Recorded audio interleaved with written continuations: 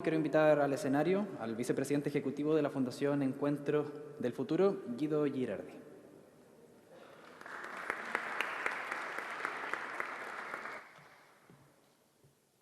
Bueno, primero saludarla a todas y a todos, a las jóvenes, a los jóvenes, a un gran aliado que ha sido el senador Coloma, a Jimena, a Aysén, al secretario del Senado también, que es clave porque es el que maneja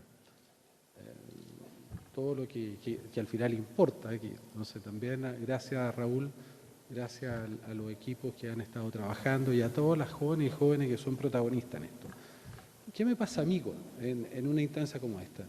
Yo tengo cierta envidia con ustedes, porque los jóvenes siempre han sido la frontera a los cambios. Yo creo que el siglo XX fue un siglo maravilloso.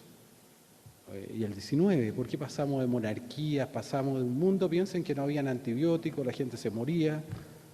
Si yo hubiera nacido en ese tiempo, antes de ese tiempo yo no estaría vivo, por ejemplo. Porque las tecnologías nos han ayudado, y sobre todo las de salud, a sobrevivir. Antes la mitad de la humanidad se moría con una pandemia o con una peste negra. La mortalidad infantil era gigantesca. O sea, el siglo XX fue un gran siglo. Y yo nací en ese siglo y voy a morir seguramente en otro mundo. Pero siento envidia porque ustedes van a vivir muchos mundos. No van a vivir un solo mundo, van a vivir varias civilizaciones. Porque la velocidad de los cambios y los procesos que van a ocurrir en esta era son gigantescos. Y ustedes van a vivir un mundo totalmente imprevisible. Claro, que tiene amenazas porque tiene incertidumbre, pero imagínense que ustedes van a ser la generación que van a ver cómo el ser humano lleva la vida a otros rincones del universo, algo que era imposible. Y entonces, cuando uno mira esto, y así como a nosotros nos tocó también, Juan Antonio era dirigente estudiantil, un poco más viejo que yo, se nota, pero era dirigente estudiantil y yo también discutíamos porque representábamos visiones distintas, pero intentamos cambiar y mejorar nuestra sociedad y creo que hicimos aportes. Pero ¿cuál es la misión de ustedes? ¿Cuál es el legado que ustedes le van a dejar? Y yo pienso que hay dos grandes desafíos que ustedes tienen, tal vez más importante que nunca, tal vez que a nosotros nunca se nos aparecieron de esa manera. Yo creo que el primer desafío que ustedes tienen es un desafío ético con el ser humano, porque hemos creado una tecnología tan gigantesca, tan potente que es la inteligencia artificial, que es una oportunidad maravillosa, luminosa, pero al mismo tiempo es una amenaza de riesgos existenciales gigantesco, que puede ser el fin del humano. De hecho, GPT, que va a ir evolucionando de una manera vertiginosa. Piensen que la inteligencia humana demoró miles de millones de años en llegar de la primera bacteria a nosotros. Esta inteligencia artificial está naciendo, lleva 20 años, 30 años, y ya nos va a superar en todos los aspectos de nuestras vidas. Y además es una inteligencia artificial que puede generar cultura, que puede generar contenidos, que puede generar ideas propias y que se puede autorregenerar. Es distinta a la energía nuclear, porque la energía nuclear, las bombas no deciden hacer otras bombas ni deciden dónde lanzarlas. Este otro mundo, y está reemplazando al humano. Entonces, el primer desafío que ustedes van a tener es cómo se convive con esta inteligencia artificial y cómo se preserva el humano. Le vamos a entregar todo a la inteligencia artificial, a las máquinas. ¿Quién no usan Tinder acá? ¿Quién ha usado Tinder? ¿Puede levantar la mano? Muchos, ¿no es cierto?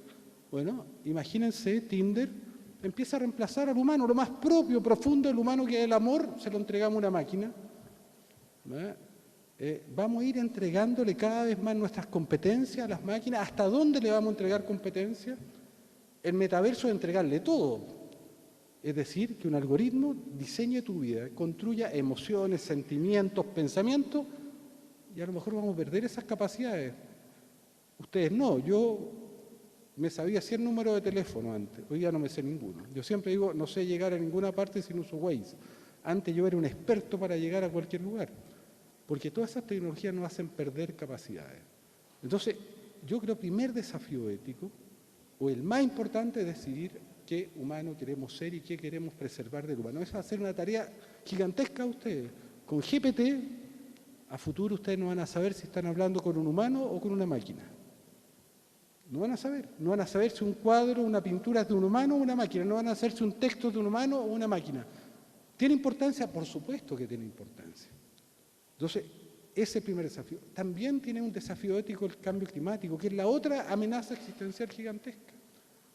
Podemos seguir viviendo en un mundo donde los principales valores son las cosas, donde los principales valores son el consumo, donde da lo mismo, somos una especie psicopática, psicópata.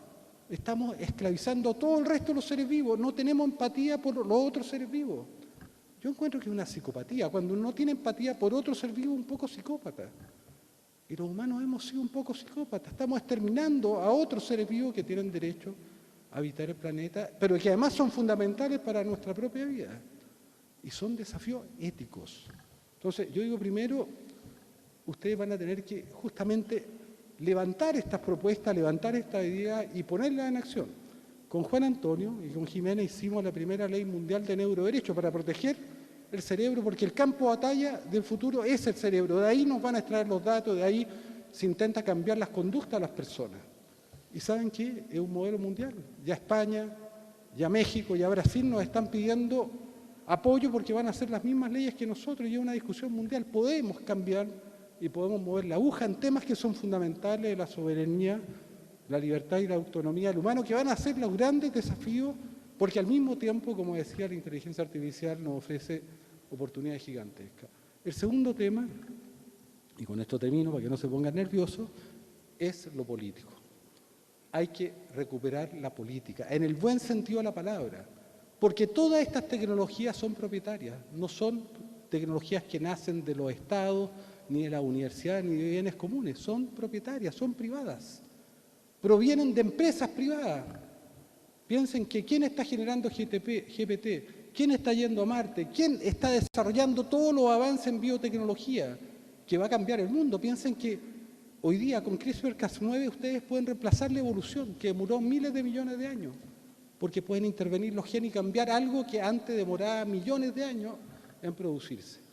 Entonces, el tema político tiene que ver que no dejemos que unos pocos se apropien de la tecnología.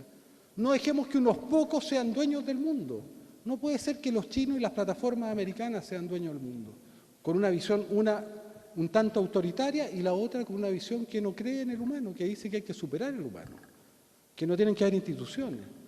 Entonces, el humanismo liberal, del cual yo soy parte, puede ser más de izquierda y derecha, no importa, pero plantea que el ser humano es quien mejor puede decidir sobre su vida, sobre qué pareja elegir, qué comprar, qué votar. Eso está en cuestión. Estamos dejando de lado el humanismo liberal, que ha sido el elemento fundamental de la democracia, y tenemos que reconstruir una nueva manera de gobernar el futuro.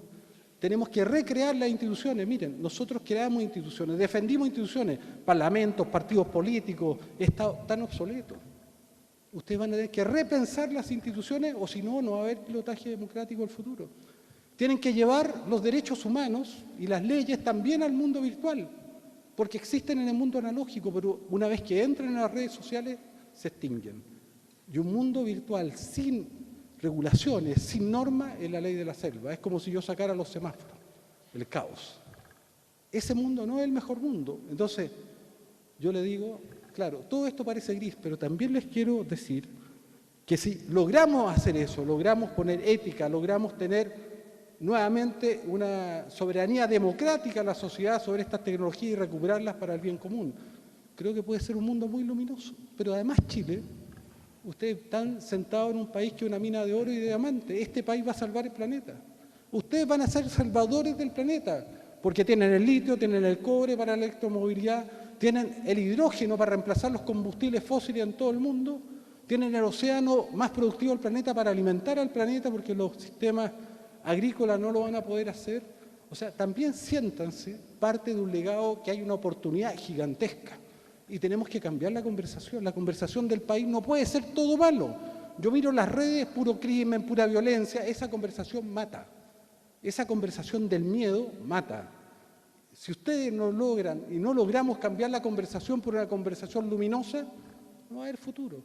¿Y por qué a mí me gusta trabajar con Jimena, con Juan Antonio? Porque creo que el país necesita ciertos consensos mínimos. en tormenta, y el mundo está viviendo una tormenta, migraciones, delincuencia, cambio climático, instituciones obsoletas, una nueva era tecnológica. Si no hay acuerdos mínimos, si cada uno rema para cualquier lado, entonces el barco se hunde. Entonces, yo por lo menos les quiero decir que hay un desafío, un mundo que es desafiante, hay oportunidades gigantescas, hay amenazas gigantescas, pero ustedes tienen la responsabilidad también de que ganen las oportunidades y no las amenazas. Por eso me gusta mucho esta idea que ustedes sean protagonistas del presente, pero sobre todo se apropien del futuro. Muchas gracias.